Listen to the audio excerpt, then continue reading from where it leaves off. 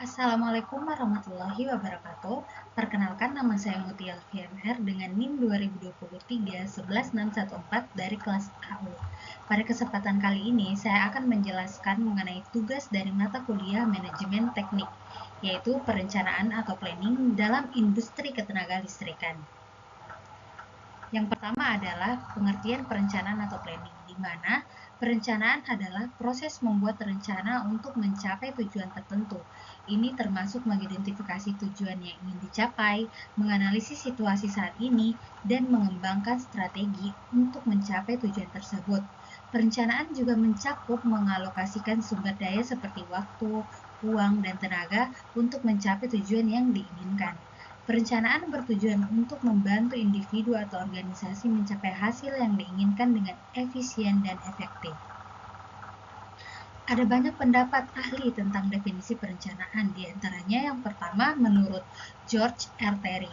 Perencanaan merupakan kegiatan memilih dan menghubungkan berbagai macam fakta, membuat dan menggunakan berbagai asumsi yang berhubungan dengan berbagai hal di masa mendatang dengan merumuskan dan membuat kegiatan-kegiatan yang dipercaya dibutuhkan agar dapat mencapai sebuah tujuan tertentu. Kemudian menurut Henry Fayol, perencanaan merupakan seni dalam memilih dan menetapkan berbagai tujuan pada organisasi dan juga seni dalam menentukan strategi dan kebijaksanaan berupa proyek, metode, prosedur, program, sistem, anggaran, serta standar yang diperlukan untuk mencapai tujuan tertentu. Menurut Prajudi Armosudirjo, perencanaan adalah kegiatan memperhitungkan dan menentukan hal-hal yang akan dijalankan untuk bisa mencapai tujuan yang telah ditetapkan. Dan menurut Abdul Rahman, pengertian perencanaan adalah pemikiran rasional yang berlandaskan berbagai macam fakta dan juga estimasi atau perkiraan yang dibuat sebagai persiapan dalam berbagai kegiatan yang akan dilaksanakan di masa mendatang. Adapun tujuan perencanaan menurut Stephen Robbins dan Mary Coulter mengemukakan 4 tujuan perencanaan, yaitu tujuan pertama adalah untuk memberikan pengarahan baik untuk manajer maupun karyawan non-manajerial. Dengan rencana, karyawan dapat mengetahui apa yang harus dilakukan, dengan siapa mereka harus bekerja sama, dan apa yang harus dilakukan untuk mencapai tujuan organisasi. Kemudian tujuan yang kedua adalah mengurangi ketidakpastian. Ketika seorang manajer membuat rencana, ia dipaksa untuk melihat ke depan, meramalkan perubahan, memperkirakan efek dari perubahan tersebut, dan menyusun rencana untuk menghadapinya. Kemudian tujuan ketiga adalah untuk meminimalisir pemborosan. Dengan kerja yang terarah dan terencana, karyawan dapat bekerja lebih efisien dan mengurangi pemborosan. Kemudian tujuan yang terakhir adalah untuk menetapkan tujuan dan standar yang digunakan dalam fungsi selanjutnya, yaitu proses pengontrolan dan pengevaluasian.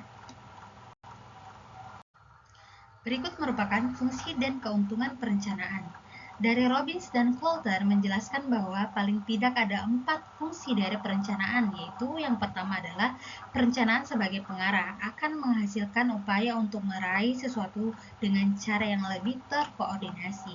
Yang kedua, perencanaan sebagai minimalisasi ketidakpastian. Pada dasarnya segala sesuatu di dunia ini akan mengalami perubahan, tidak ada yang tidak berubah kecuali perubahan itu sendiri. Yang ketiga, perencanaan sebagai minimalisasi pemborosan sumber daya, dan yang keempat adalah perencanaan sebagai penetapan standar dalam pengawasan kualitas.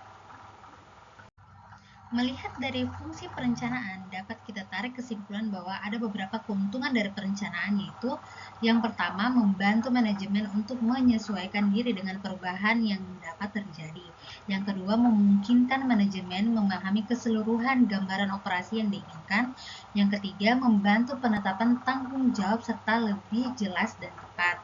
Yang keempat, memberikan cara pemberian perintah untuk beroperasi. Yang kelima, memudahkan dalam melakukan koordinasi di antara berbagai bagian organisasi. Yang keenam, membuat tujuan lebih khusus, terperinci, dan lebih mudah dipahami. Dan yang ketujuh, meminimumkan pekerjaan yang tidak pasti dan menghemat waktu, usaha, dan dana. Perencanaan dalam industri ketenagalistrikan. Sejalan dengan peningkatan kebutuhan energi listrik pada suatu wilayah, maka dibutuhkan perencanaan untuk memenuhi kebutuhan energi listrik di waktu mendatang.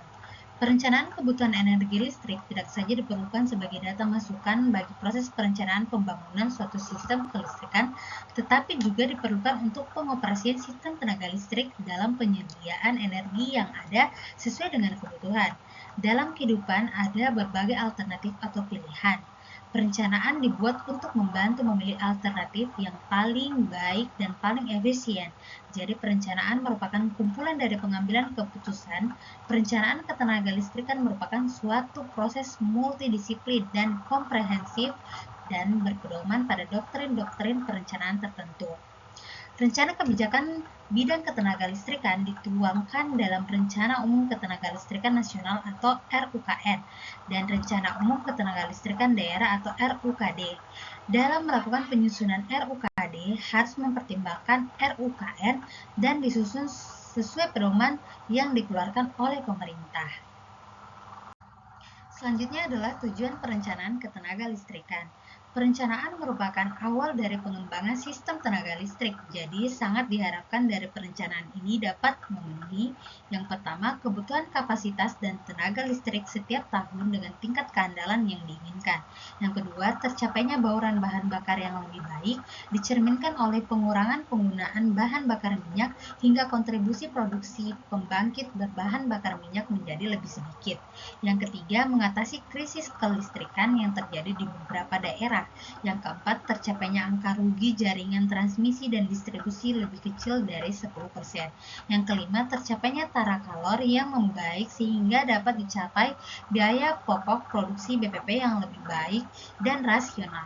Dan yang keenam adalah tercapainya kualitas listrik yang semakin baik.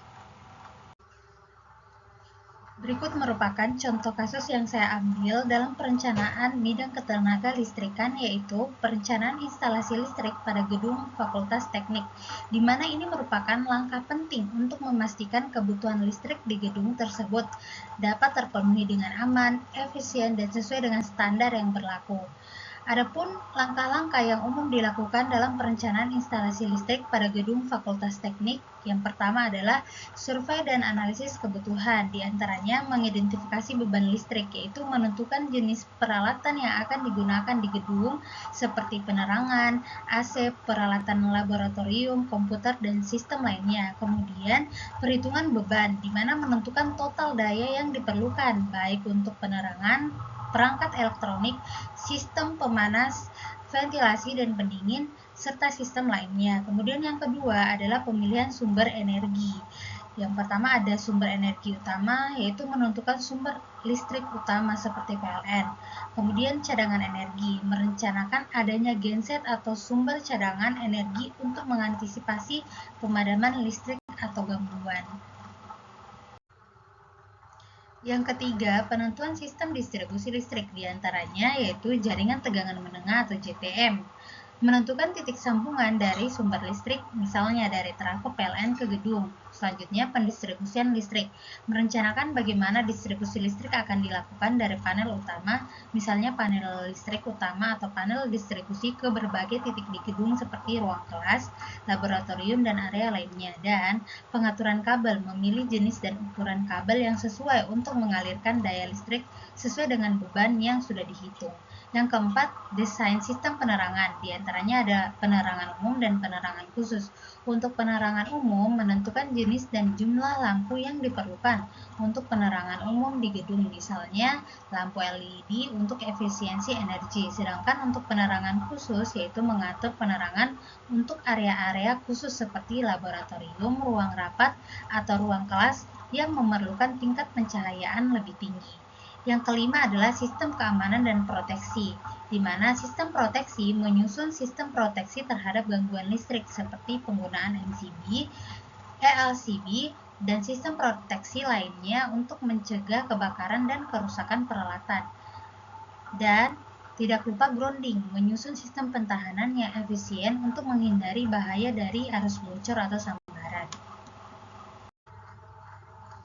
Adapun tujuan perencanaan instalasi listrik pada gedung Fakultas Teknik ini antara lain yang pertama, memastikan keandalan sistem listrik agar sistem kelistrikan berfungsi dengan baik, stabil, aman, serta dapat diandalkan untuk memenuhi kebutuhan daya listrik seluruh fasilitas di gedung tersebut.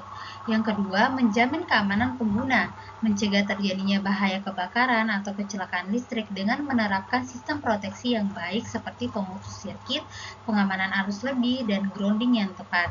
Yang ketiga, efisiensi energi. Merancang sistem yang dapat mengoptimalkan penggunaan energi, mengurangi pemborosan, dan memanfaatkan teknologi hemat energi seperti penggunaan lampu LED, panel surya, dan perangkat hemat energi lainnya. Yang keempat, ketersediaan daya yang tepat. Memastikan daya listrik yang tersedia sesuai dengan kebutuhan fasilitas dan peralatan yang ada di gedung, termasuk laboratorium, ruang kuliah, kantor, dan area lainnya. Yang kelima, ketersediaan cadangan daya.